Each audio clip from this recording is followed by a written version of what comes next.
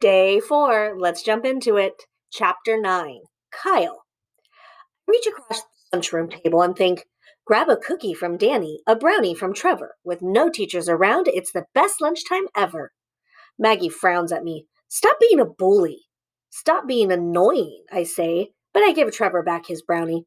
Just because I like dessert doesn't make me a bully, does it? She calls me a bully because I'm big, but I can't help it that I'm bigger than just about everyone else. Small kids are never called bullies. After lunch, we all head out to the playground for recess.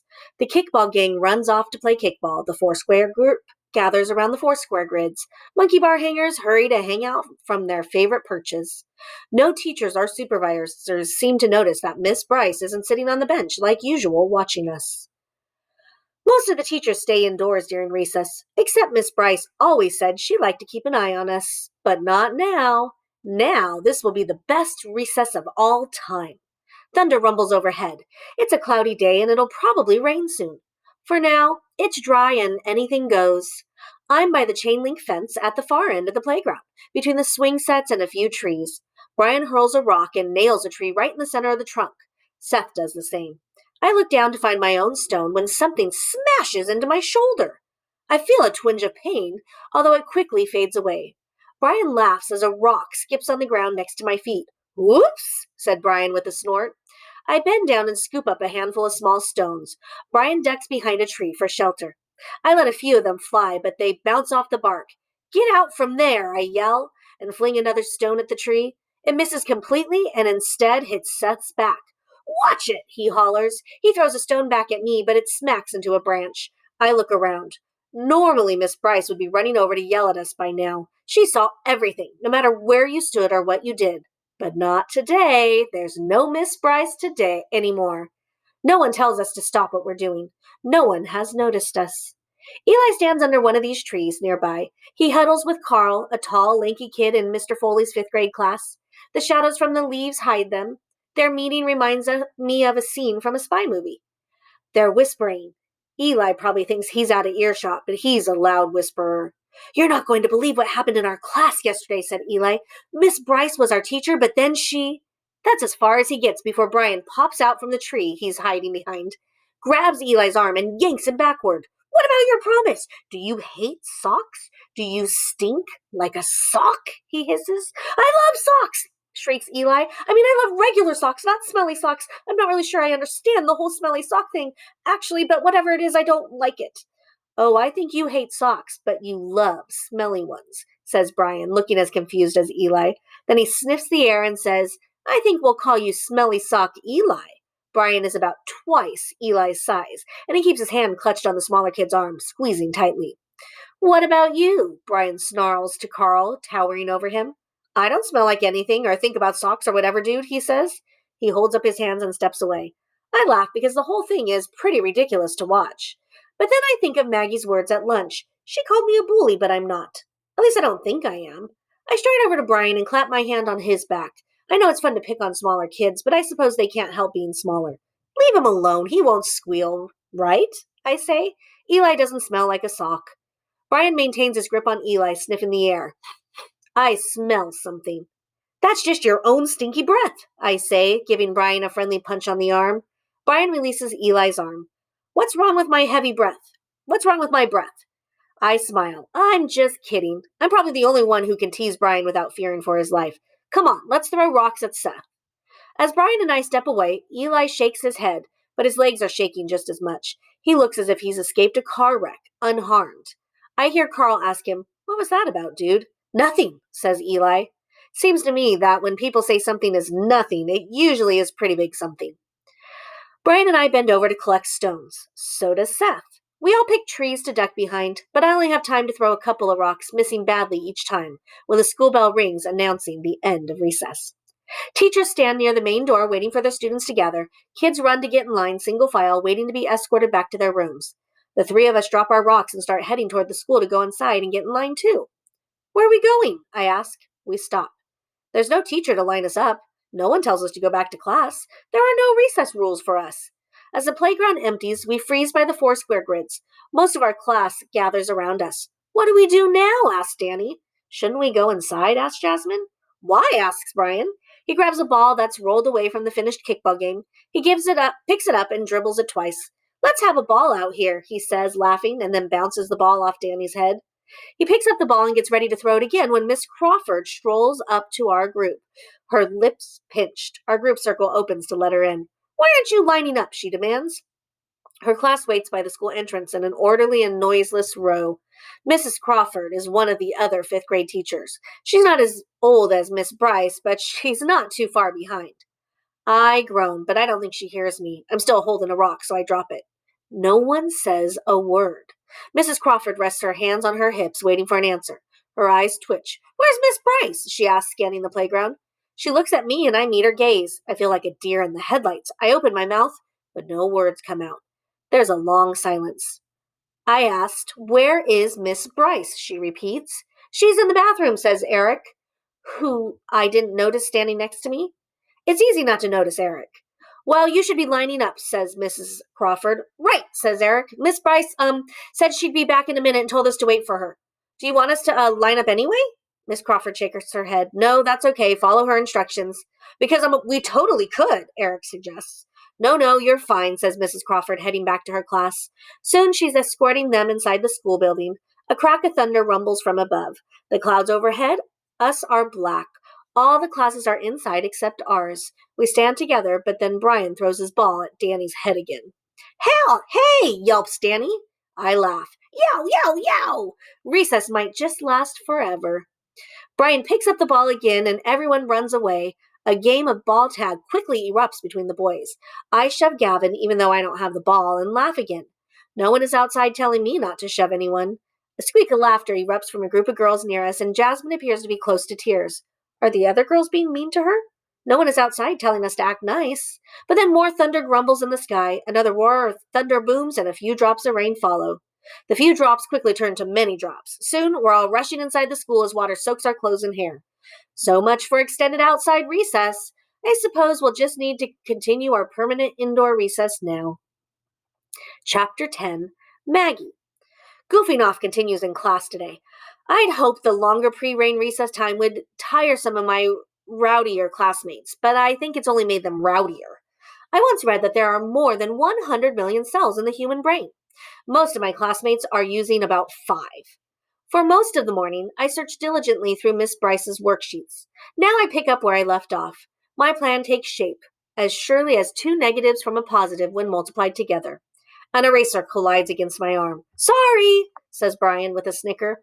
He's not sorry, though. Not in the least. Those Neanderthals are never sorry. I'm sitting at the teacher's desk. Why not? If I'm going to whip this class into learning shape, where else would I sit?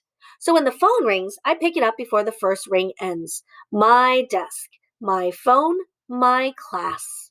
May I help you? I ask. No more mousy voice for me. Is this Miss Bryce? Principal Klein asks. Who else would it be? I say, ducking the question.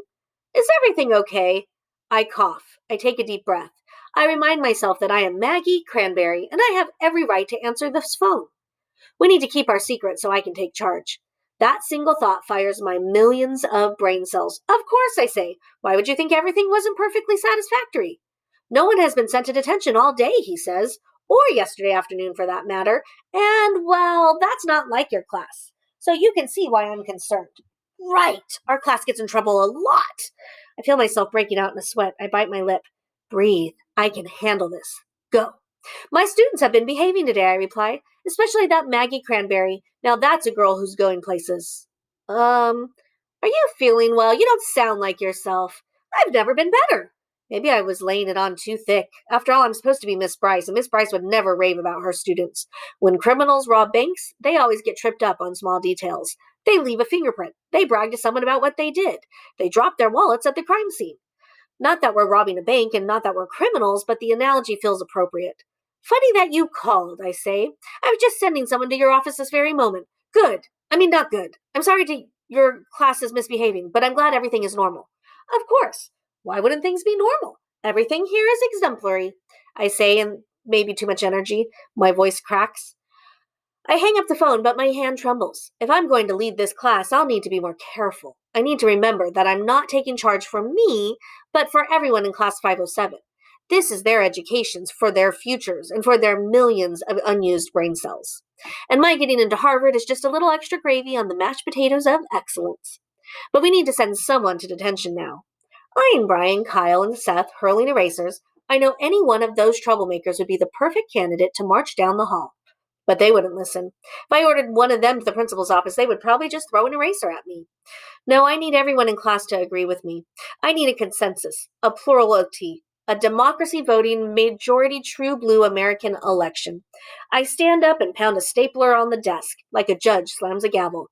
Everyone stops what they're doing and looks at me, as I intended. We need to send someone to the principal's office, I announce. The class groans. To keep up appearances. Principal Klein is getting suspicious since no one has gotten into any trouble today. Who wants to go? No one raises a hand, but that's not surprising. Blockheads never like to face the consequences of their blockheadedness. Then I'll just pick someone, I say. Trevor whispers to Gavin. There goes Miss Bossy again. I glare at him, daring him to say something else about me, but he shrinks in his seat. I'm not bossy, I'm a leader. There's a big difference. Why don't we draw straws? Suggests Eric. Maybe, who pulls the shortest straw goes to detention? Drawing straws. That's actually a good idea. Maybe that small, quiet kid Eric is less of a blockhead than some of the others. Ryan looks through the filing cabinet of supplies again, the far wall where it stands under the picture of the most populous North American birds. I have them memorized. That they include blue jays, robins, cardinals, geese, and goldfinches. There are pencils and markers and tape and tissue papers inside the cabinet, but apparently no straws, she reports, and then does a ballet spin because, well, Ryan always spins.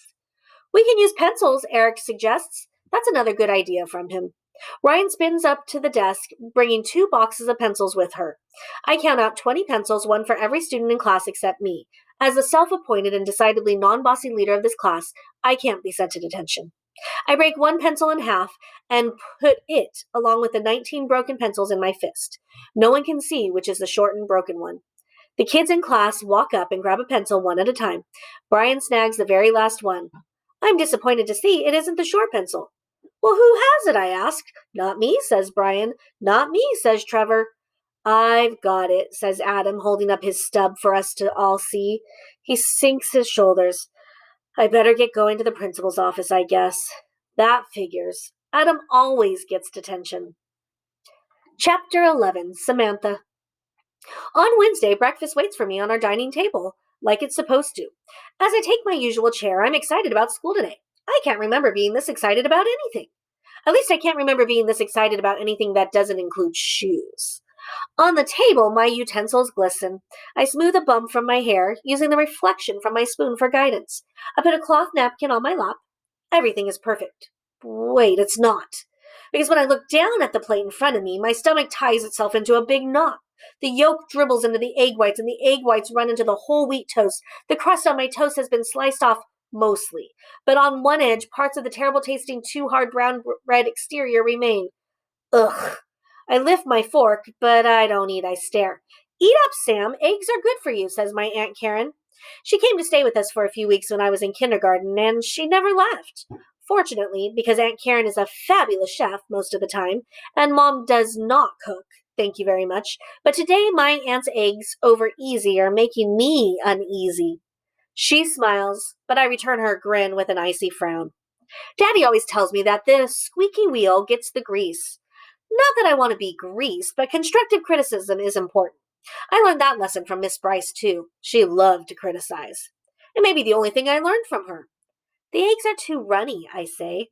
Oh, they're fine, says Aunt Karen. She stands over me. She's a big woman, with wide shoulders and thick arms. She shakes her head at me as if I'm at fault here, but I meet her stare. Uncooked eggs can make you sick, and crusts are just sickening. You know what? They should bake bread without crust. I'll talk to Daddy about that. He'll be impressed by my business savvy.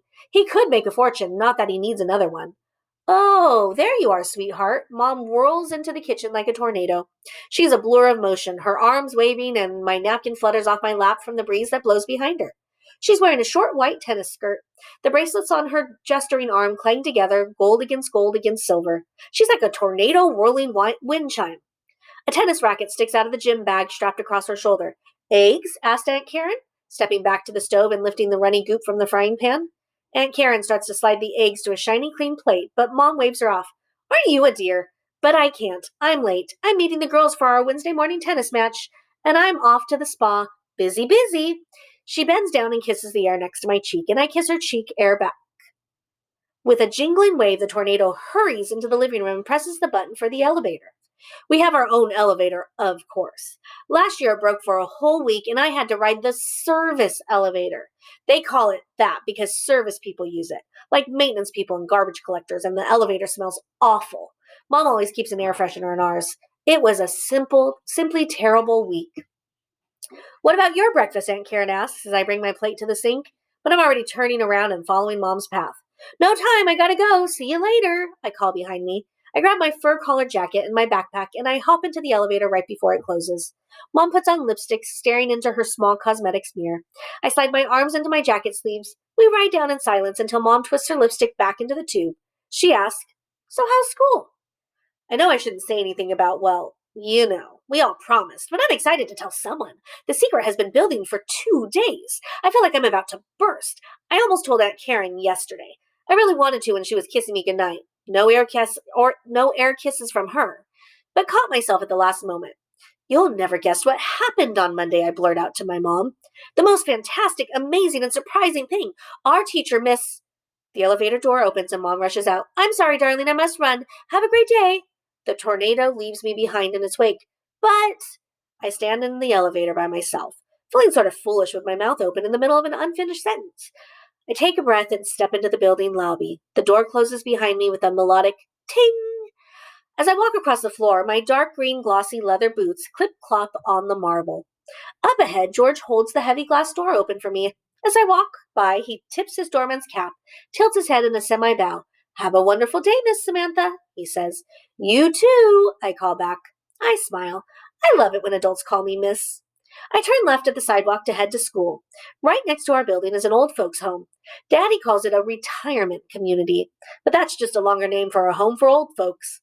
Sitting in a lawn chair on the grass near the edge of the sidewalk of the old Buzzards building, there, I called it something else, sits Mr. Walcott. He's wearing a brown three-piece suit that was probably fashionable in 1940-something, and a striped tie that's as white as his neck. I think it's called an ascot. He wears the same suit and sits on the same chair every day, rain or shine, although if it rains, he holds an umbrella. How are you on this most sunny of days, Franny? He booms to me with a theatrical wave of his hand. He is so loud that 2 out of 3 people walking near us turn to look, thinking something is wrong. But it's just Mr. Walcott. My name is Samantha, Mr. Walcott. I've told him this, 5,000 times. Of course, of course. But you look like my Franny Bree, siren of the stage, the beauty of Broadway. Have I told you that before? Every day, I say with a sigh. She was just about your age when she first appeared in the theater. I remember the day well. She was resplendent, a nightingale of nimbleness. Oh, I was just an understudy then, a piece of lint of her on her lace gown hem. I was in love with Franny even then. Who was not? A vision she was, but summer's lease hath all too short a date. I really need to get to school, I say, hurrying off before he can start quoting more things to me. He's harmless, but if you linger too long, he'll just talk and quote stuff and make you late for wherever you're going. And I don't want to be late for school. Not today. Anything could happen. And I bet anything will happen. As I dash off, I'm weighted down by my backpack. It's extra heavy because I stuffed a bunch of fashion magazines inside it last night. I plan to share some with Giovanna. I'm carrying the emerald green backpack today. It exactly matches the shade of my boots. No one else matches their backpacks with their shoes, which is, if you ask me, a big mistake. I spin and fluff my hair. I could be the star of the stage, just like Franny What's-Her-Name, that Mr. Walcott is always talking about. Why not? I can star in my own fashion magazine, too. Maybe I'll ask Daddy to buy me one. Not a fashion magazine issue, but the entire corporate headquarters. As I turn the corner, I think about breakfast and sort of feel bad for complaining about it. Maybe I should have tried the eggs. But then again, if I'm hungry, I can always just eat some of my lunch in class. I know Miss Bryce had rules about that sort of thing, but not anymore. All right, you get a couple days off. Join us Tuesday to see who's coming back with the reading. Take care of yourselves. Have a great weekend.